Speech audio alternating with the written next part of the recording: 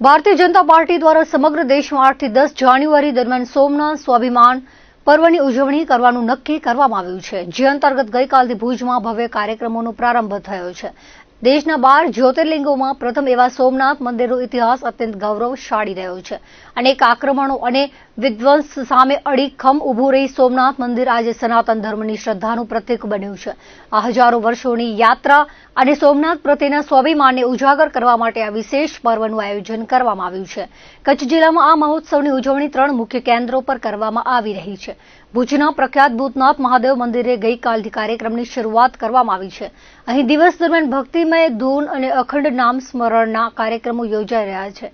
ગઈકાલે પ્રથમ દિવસે સાંજે મોટી સંખ્યામાં કાર્યકરો અને ભક્તોની ઉપસ્થિતિમાં અક્ષય જાની એન્ડ ગ્રુપના સંગાતે મહાઆરતીનું આયોજન કરવામાં આવ્યું હતું।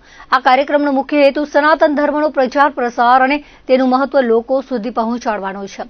કાર્યક્રમના આયોજન મુજબ આજે નખત્રાણા તાલુકા અને શહેરના લોકો ભૂતનાથ મહાદેવ મંદિરે વિશેષ હાજરી આપી હતી।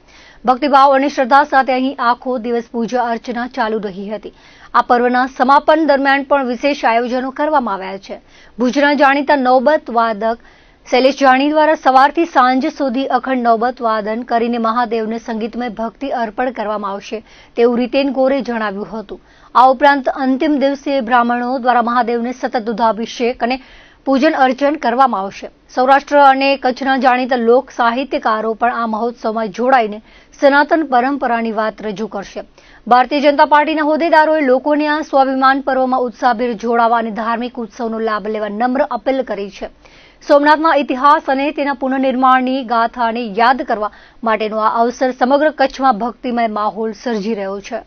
સોમનાથ સ્વાભિમાન પર્વ એ ભારતીય જનતા પાર્ટીએ સમગ્ર દેશમાં 3 દિવસ ઉજવવાનું નક્કી કર્યું, તારીખ 8, 9 અને 10 દરમિયાન, જેમાં સોમનાથનો આપણો જે પ્રથમ જ્યોતિર્લિંગ કહેવાય છે 12 જ્યોતિર્લિંગમાંથી, એમાં સોમનાથ મંદિર ઉપર અનેક આક્રમણો થયા। જ્યારે મોહમ્મદ ગઝનીએ આક્રમણ કર્યું અને સોમનાથને મંદિરને તોડવાના પ્રયત્ન કર્યા, એના પછી પણ મંદિર ભવ્યતમ ભવ્ય બનીને આજે લોકોને સાક્ષાત ત્યાં આરાધ્ય દેવ મહાદેવના દર્શન થઈ રહ્યા છે એવો સરસ મંદિર નિર્માણ પામ્યો છે।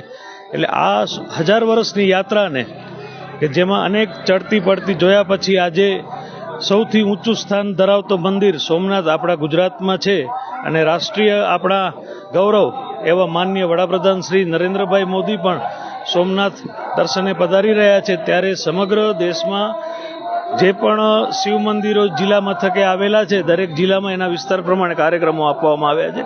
એમાં કચ્છ જિલ્લામાં 3 સેન્ટર ઉપર આ કાર્યક્રમ કરવામાં આવે છે, જેમાં સમગ્ર દિવસ દરમિયાન ભક્તિમય ધૂન, અખંડ ધૂન થાય અને બંને ટાઈમ જે આરતી થાય છે એમાં સાંજની મહાઆરતીમાં વધારેમાં વધારે લોકો કાર્યકર્તાઓ જોડાય અને સનાતન ધર્મનો પ્રચાર પ્રસાર થાય અને સનાતન ધર્મનું મહત્તા લોકો સમજે એના માટે ભારતીય જનતા પાર્ટી આ આયોજન કરી રહી છે, જેના ભાગરૂપે આજે ભૂતનાથ મહાદેવ મંદિર ભુજ ખાતે પ્રથમ દિવસે અમે આજનો કાર્યક્રમ અહીં મહાઆરતી સાથે પૂર્ણ કર્યું છે।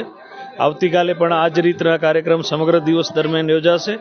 આવતીકાલે સવારે નખત્રાણા તાલુકો, સાંજે નખત્રાણા શહેર ભાગ લેશે અહીં ભૂતનાથ મંદિર, અને પરમ દિવસે આપણા જાણીતા નૌબતવાદક ભુજના શૈલેષભાઈ જાની સવારની આરતીથી કરી અને સાંજની આરતી સુધી અખંડ નૌબત વાદન કરશે મહાદેવના ચરણોમાં ભક્તિભાવ સાથે। એ દિવસે અમે એવું પણ આયોજન વિચારીએ છીએ કે બ્રાહ્મણો દ્વારા મહાદેવને સતત દૂધાભિષેક થાય અને આ દિવસે સૌરાષ્ટ્ર કચ્છના જાણીતા લોક સાહિત્યકારો પણ અહીં પધારે એનું આયોજન અમે ગોઠવી રહ્યા છીએ। જે પ્રમાણે આયોજન નક્કી થતું જશે એ પ્રમાણે અમે આપને સૌને જાણ કરશું અને સર્વે લોકોને અપીલ કરીએ છીએ કે વધારેમાં વધારે સંખ્યામાં આ તમામ દિવસોમાં હાજરી આપે ભૂતનાથ મહાદેવ મંદિરે અને આ સ્વાભિમાન પર્વમાં ગૌરવભેર જોડાઈ અમને સાથ આપે એવી વિનંતી